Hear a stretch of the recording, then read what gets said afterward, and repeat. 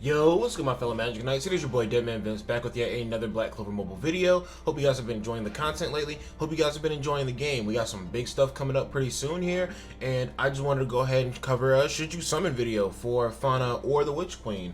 Also, just wanted to kind of like mentally try to frame something in your mind for you.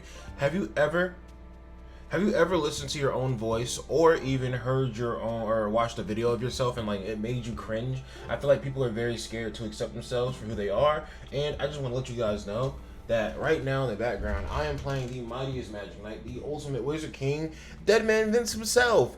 And I have moved past, I'm a very self-conscious person. I've moved past that point to where I can look at my own videos and actually appreciate the content for what it is. So you guys definitely would enjoy the videos as well because you're somebody besides me and our experiences are different and you will learn a lot. But if you guys are understanding my point, what I'm saying is find the channel on YouTube, DEADMANVINCE Black Clover Mobile, hit that like button, hit that subscribe button, hit that notification bell so you can get tapped in whenever I drop content.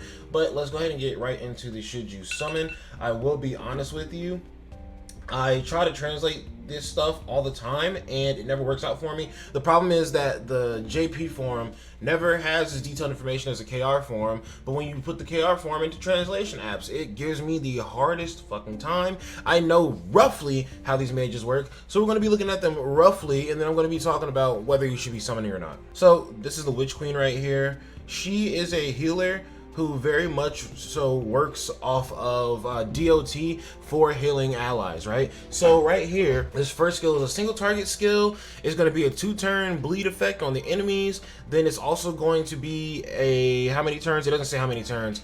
It's going to be a continuous recovery effect of 15% of whose maximum HP, hers or the allies. Let's check. Gives a recovery effect equal to 15% of your maximum health to defender class allies. That is odd that she would give it specifically to defender class allies, but okay.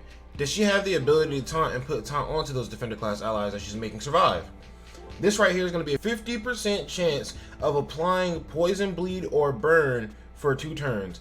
So I don't think it's apply all of them, but I feel like she has a chance to apply more than one of them. Typically is how it's going to be broken down. Then we have her third skill. Inflicts bleeding continuous damage on enemy for 3 turns. Applies lifesteal 50% effect to all allies for 2 turns. Changes the health of an ally with the highest defense to 30% of their maximum HP. Why did she change it to 30% of their maximum HP? I don't understand. I'm already a little weirded out by that. I was very interested in the Witch Queen because she's our first red SSR healer. I feel like that's mainly the appeal of it, and honestly, just from reading translator apps, you don't really get the full picture. It's usually better if you just go ahead and actually use the page. That's why I never really take people's videos too seriously talking about how good or bad a mage is, because I like to put my hands on the mage myself. But the Witch Queen does indeed sound a bit weird when I look at it.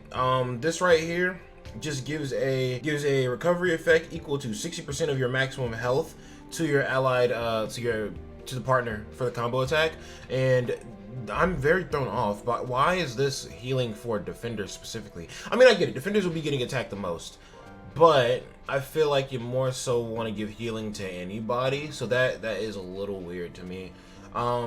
Her passive for getting to LR is, if the attribute of all allies is red at the start of the battle, give red blood effect to defender class allies. Red blood. If your physical strength is below 30%, and physical strength when translated, it's actually HP. If your HP is below 30%, you will receive immortality for 1 turn. Okay, yeah, that's not bad actually. That's smooth. She can give immortality to other people. That's really good. Dude, we need a Thread of Fate Vanessa, honestly. What if Thread of Fate Vanessa is the half anniversary? You know what? Wait. I'm getting ahead of myself. That's another video. Her passive awakening is going to be at the start of every turn, for each continuous damage received by the enemy, gives all allies a recovery effect equal to 10% of their maximum HP. So I imagine that when this evolves, you just get more healing based off of the DOT that's on the enemy team right now. And I get it. She's amazed that it's consistently supposed to be putting DOT onto enemies, and then you heal your team based off of the damage that the enemy takes. Kind of like it feels kind of like sapping almost. But the only thing that I don't like about this is there are different like compositions in the game, and there's also just different mobs and shit, like hard fights where enemies cannot be really DOT'd. They can be like debuffed, but not DOT'd, or they can be DOT'd, not debuffed. There's a lot of different specifics to it. So the Witch Queen seems okay. The main appeal is that she is an SSR red healer, basically. I feel like if you get her fully worked on and you get all of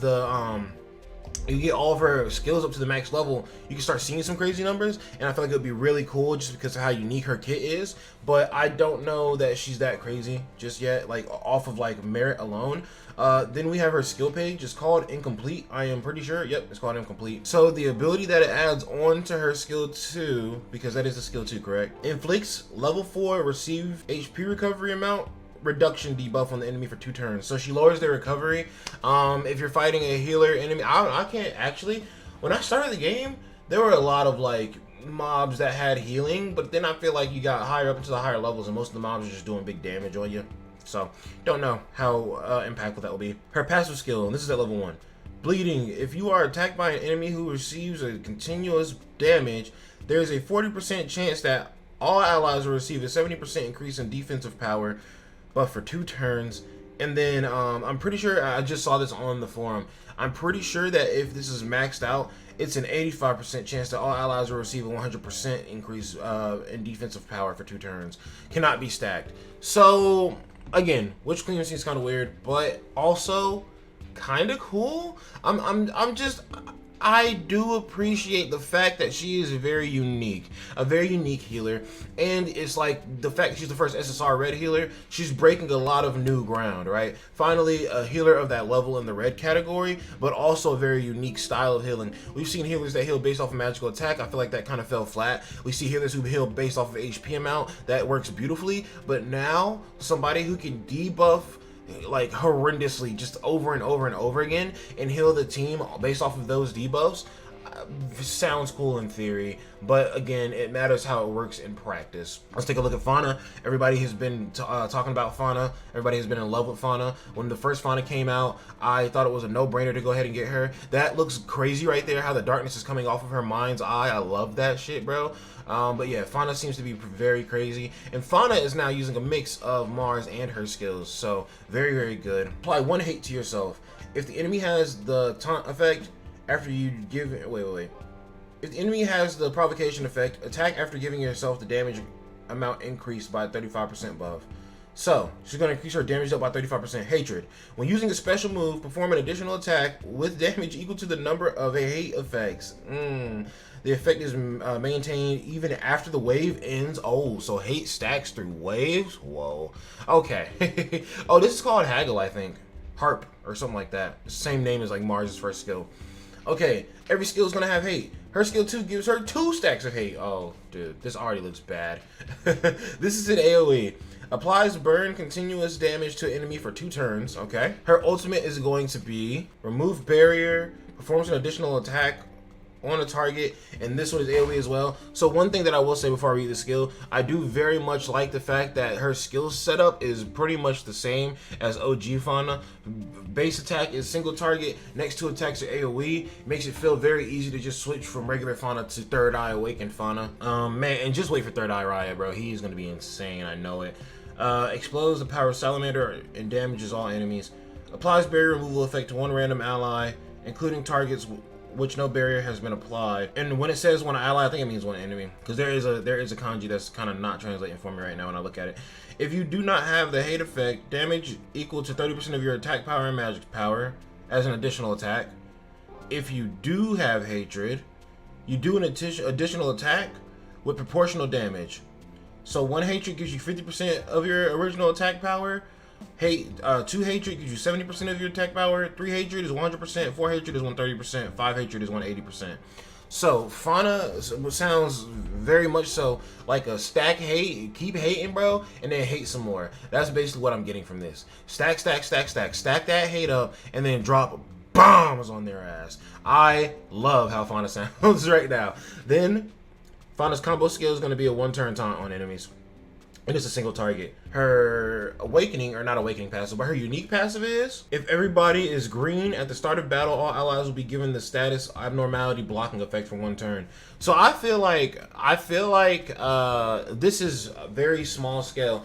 You know, usually you have passives that are like, oh, affects allies of this type, blah, blah, blah. But right now, the passives are, if all allies are this color, you get this extra effect. Which, honestly, this is still kind of like a way of that. But I'm getting the feeling that, like, Fana and Charlotte on the same team, honestly, Charlotte feels kind of like set up for Fana now. Because if Fana's going to be such a big damage mage, I feel like she may be a tiny bit squishy, but her damage is insane to kind of like cover that up, and then Charlotte can further cover that up. So it's a very good passive, I feel like.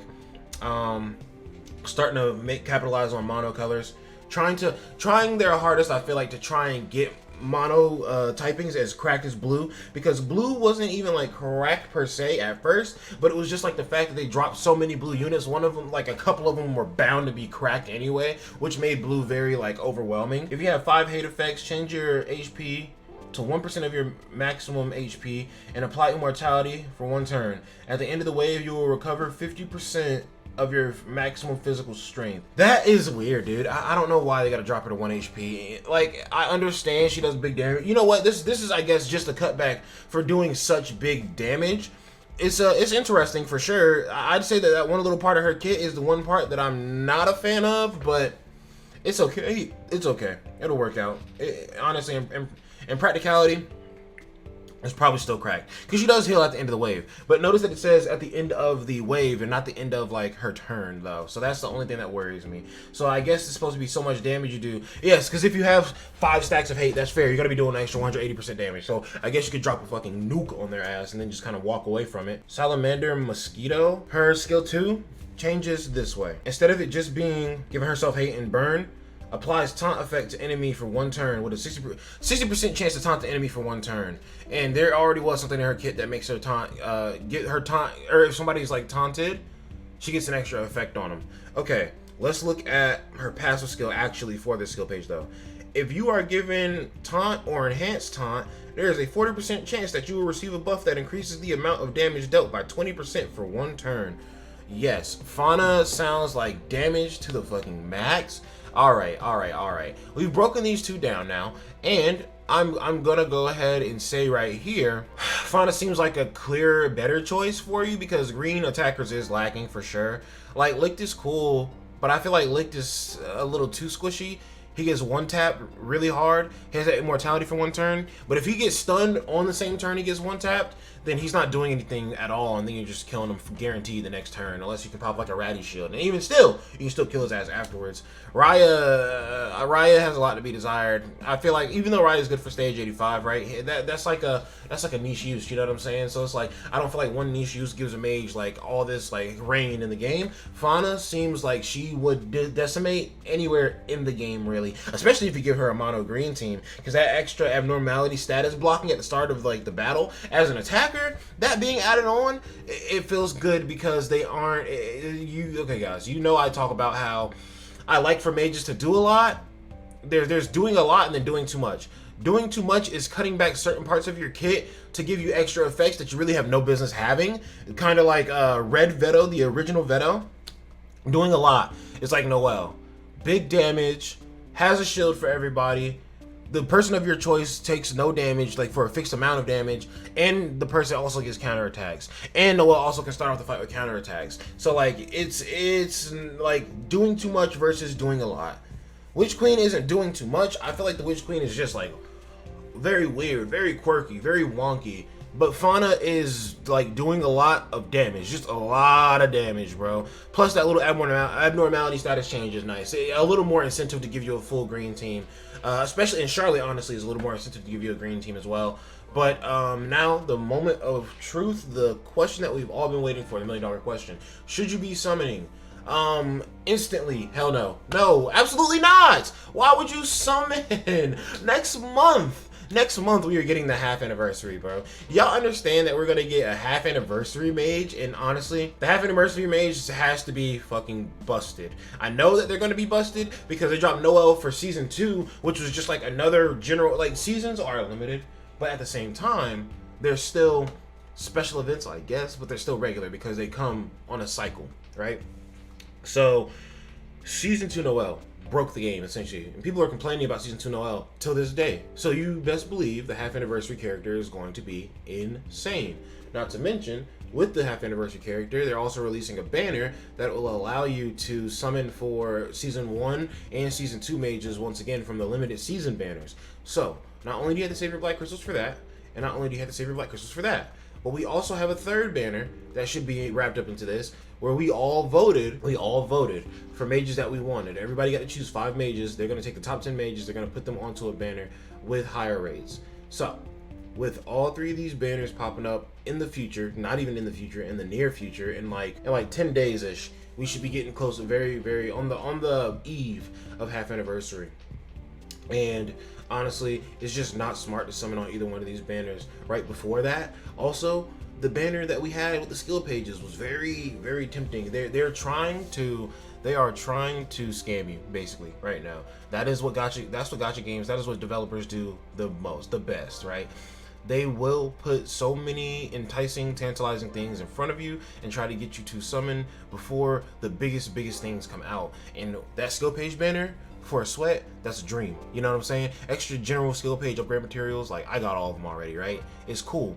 But for a free-to-play player, that's super tempting, because you know how hard it is to come by skill pages, and they're just not implementing systems to help you get skill pages easier, right? So, and honestly, that banner was the first implementation of it. So, boom, right there. They already tried to hit you with something that's like, honestly, somewhat impossible to not summon on. Then we get to Fana and the Witch Queen. Witch Queen is the first red SSR healer, and then Fana is just this insane green attacker. Absolutely, both of those are on purpose. They are trying to get you, but Magic Knights, you must be strong. You cannot let them fool you, bro. We got some big stuff coming up next month, and you guys need to be patient. You guys need to save.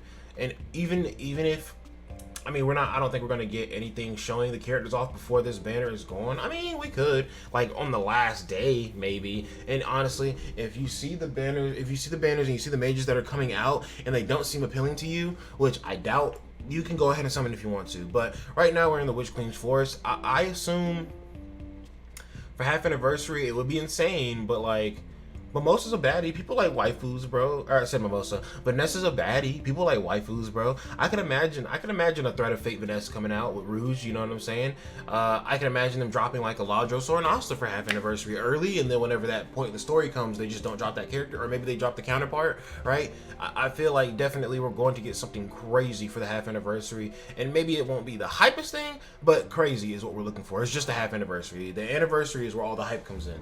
But that honestly, I see them not releasing Black Asta when he first comes out, even though people would be mad about that and waiting for the first anniversary. If he doesn't come out when he first drops in the story, though, people would know that he's coming for the anniversary, because why would you not release Black Asta when you had ample time to do so? But yeah, no, literally do not touch these banners even with a 30-yard stick. Please save your black crystals, Magic Knights. I have more summons to do, so I'm already kind of like in that position. I'm already positioning myself for that. But as a free-to-play player, and even as a sweat, I would say chill out. I'm not a sweat, honestly. I'm beyond a sweat. I am Giga Poseidon. I am Collector Deluxe, bro. So you guys do what you will do, but strictly from my play experience, from my recommendations, bro, please do not summon on these banners and then get to the next month and then say that you don't have enough black crystals to summon. All problems that you have in gacha games are definitely self-imposed problems.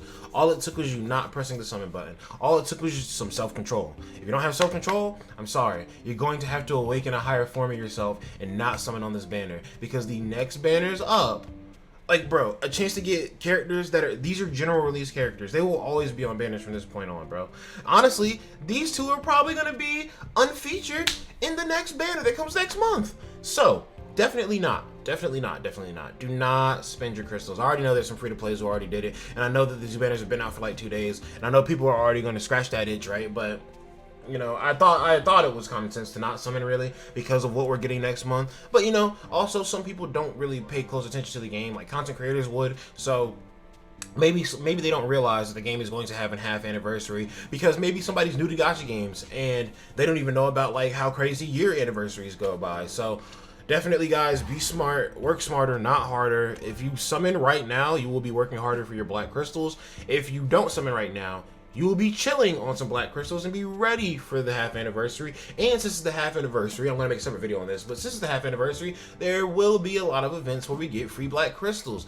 Big celebrations like this always have big summon currency with them because they want you to summon, and they also kind of get you started up on summoning so that once you summoned enough, if you don't get the mage, you're just kind of like, all right, bro, well, now I want to buy some crystals and keep summoning, right? But it's always formatted in a way to make you summon more. Remember that. The gacha game, the developers, Vic Gaming, they are working for us, yes, but they're also working against us in the sense that they're trying to get us to spend as much money as possible. That is their job. They're supposed to make things seem as enticing as possible to make you scratch that itch, right? Gambling for anime fans, and this is the ultimate form of gambling for anime fans. But if you guys did enjoy this video, then you can go down below, you can smack that like button, you can comment as well and let me know how you feel about my opinions on the banner. I just feel like it's a no-brainer. You shouldn't be touching this, even though they are very good. Like, Fana's very good. Witch Queen is not the best sounding, but unique, and I like how unique she is, and I want to try her and see how she goes, how she works in practice. But like, at the end of the day, bro, like, you guys should not be summoning. But that's gonna be it for your boy DEADMANVINCE. Also, you guys can subscribe and hit the notification bell. How did I forget that one? Duh. But yeah, that's gonna be it for your boy DEADMANVINCE. I got more videos to work on, and then I have to go to work. But I hope you guys make the right choice, and I hope you guys are ready for the half anniversary. Peace out.